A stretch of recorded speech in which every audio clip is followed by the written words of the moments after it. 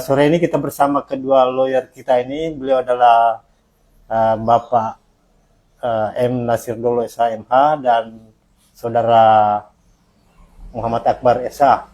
Kedua lawyer kita ini pernah membuat sejarah di Parepare ketika dia membebaskan seorang terdakwa yang dituntut 15 tahun dalam kasus pelecehan seksual anak di bawah umur, yang kemudian akhirnya divonis bebas oleh hakim.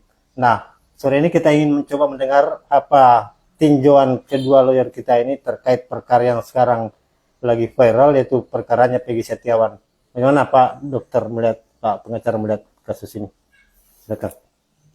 Menurut pandangan saya,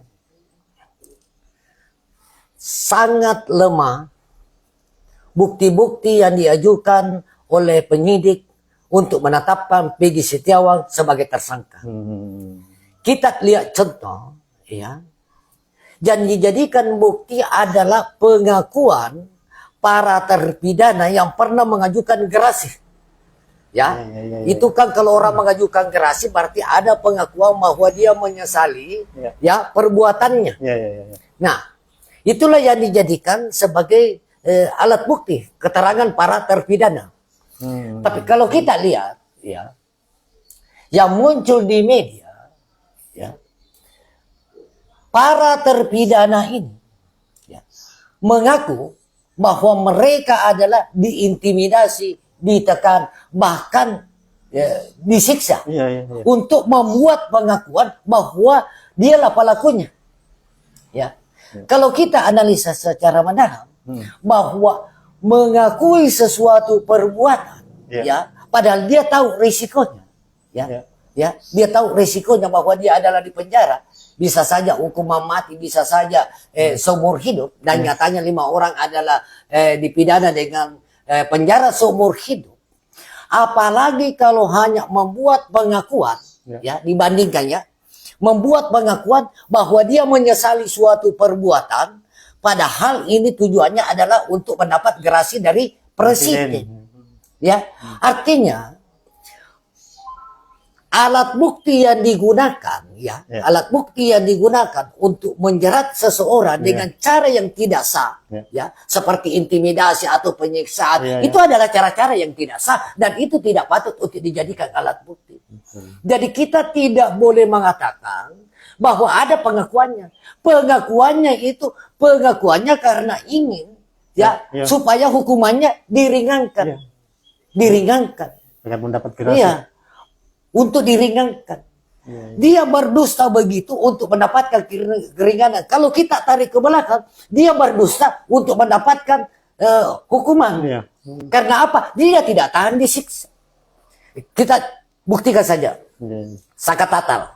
Dia mengaku disiksa karena tidak tahan disiksa. Akhirnya dia mengakui bahwa apa yang dia lakukan, ya, apa yang tidak pernah dilakukan adalah dia mengakui untuk dilakukan. Ini. Kedua, ya, bukti pisum. Dia juga polisi. Bukti pisum, ya, bukti pisum. Di situ ada sperma. Tapi tidak pernah dibuka sperma siapa itu. Sperma siapa? Di sini kita melihat kalau seandainya penyidik bahwa semua yang terpidana ini yang melakukan pemerkosaan atau Peggy Setiawan melakukan pemerkosaan, maka sudah sejak awal pada tahun 2016 sudah dibuka bahwa Peggy Setiawan ada spermanya di tubuh Pina.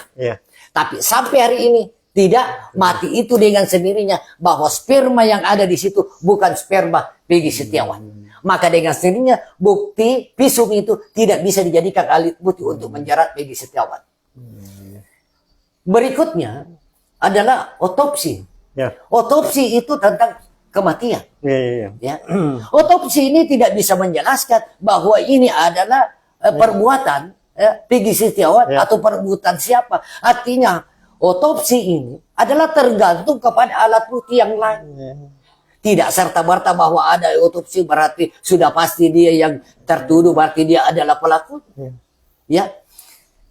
Berikutnya CCTV. Ada CCTV.